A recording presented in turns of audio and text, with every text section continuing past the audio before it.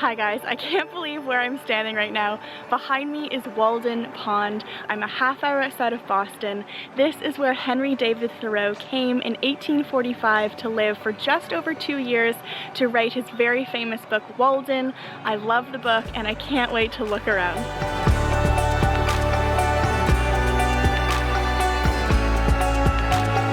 In 1859, Henry David Thoreau wrote, "Each town should have a park, a common possession forever for instruction and recreation. All Walden wood might have been preserved for our park forever, with Walden in its midst." So walking around here, there are a lot of people enjoying this gorgeous day in Massachusetts, and I was thinking, I wonder what he would think of a place in Concord, Massachusetts, where he came to escape everyone and live in solitary. And now it's full of people, but I think he would be very happy to know that it is preserved as a place for instruction and recreation.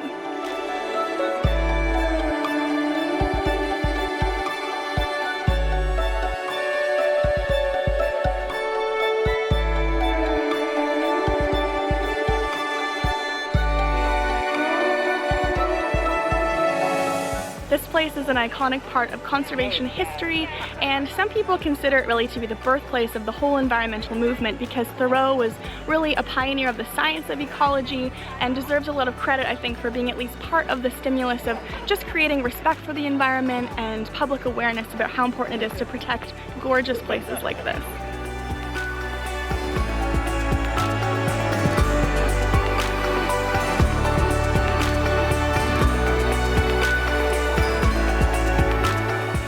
In one of the most famous passages in the book, Thoreau wrote, "I went to the woods because I wished to live deliberately, to front only the essential facts of life and see if I could not learn what it had to teach, and not, when I came to die, discover that I had not lived.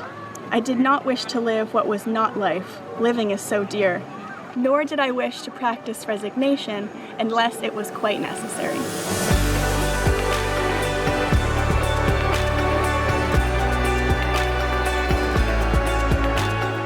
Very detailed, meticulous notes about all of the changes that were happening in the nature around him. Things like when the flowers were blooming, or when Walden Pond, which is right here, would freeze, what date, what time. He was very, very detailed, and it's been really important information for climate change scientists today who have compared the notes that he took back then with the current conditions.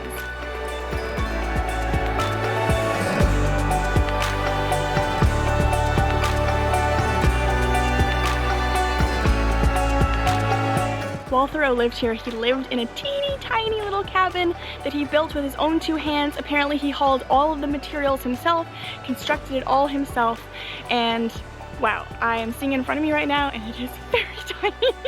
You know what I said about him, or this being sort of the birthplace of conservation? I'm thinking it might also be the birthplace of the tiny house movement.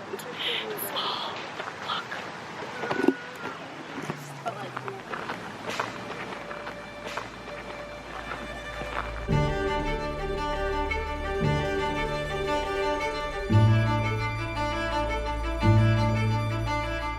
This cabin is a replica, but the furniture, the original furniture, is still available to see, not here, this is also replica, but at the Concord Museum.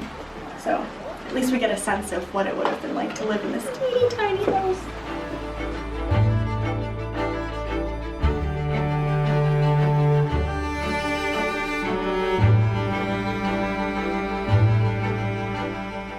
The replica of the cabin is right near the visitor center here, and we're hiking now around the pond to the original site where it was. I'm trying not to trip as I'm talking to you. And so there's this beautiful hike around the pond to the woods, and you can see where the cabin once stood when Thoreau was living there.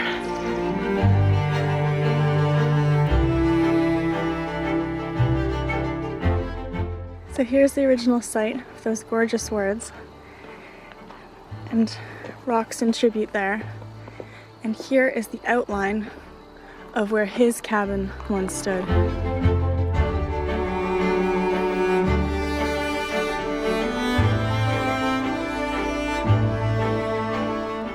So apparently the reason that people are leaving stones here is that in 1872, which was a whole decade after Thoreau died, his longtime friend Bronson Alcott, who was a Walden enthusiast, he placed stones to honor Thoreau's stay and memory at Walden.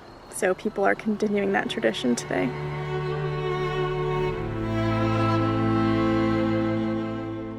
In front of me I can see the pond, and behind me where these markers are, this marks the site of where the cabin stood, where it was built by Thoreau himself. And wow, what a view.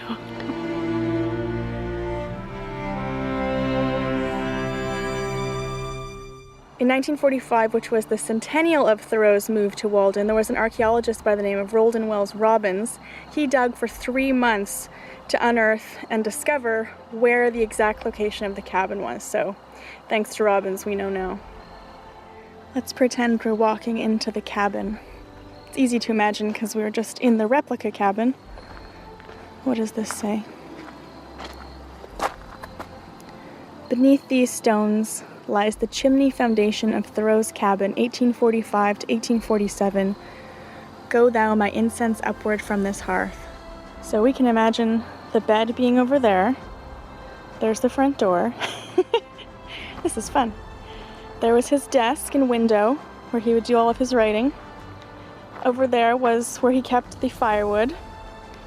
And there was the chimney. And that chimney stone lies beneath.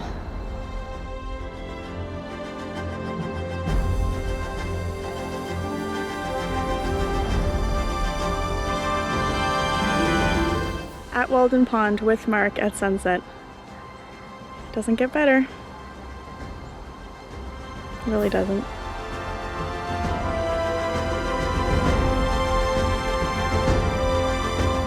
The sun is going down. I never imagined I'd be lucky enough to see the sunset at Walden Pond, but I wanted to just close with some of the words that Thoreau wrote at the end of Walden. He said, "Only that day dawns to which we are awake. There is more day to dawn. The sun is but a morning star." Oh, isn't that beautiful? I'm feeling all the feels at this pond, I gotta tell you. The energy here is incredible. Like, I actually just gave myself goosebumps reading those beautiful words of this beautiful place, where they were written, in a cabin right over there. I mean, can you imagine? I hope that you enjoyed this as much as I obviously did before I get totally overcome. If you haven't already, please subscribe to the channel for lots more travel videos, and I'll see you in my next one. Bye.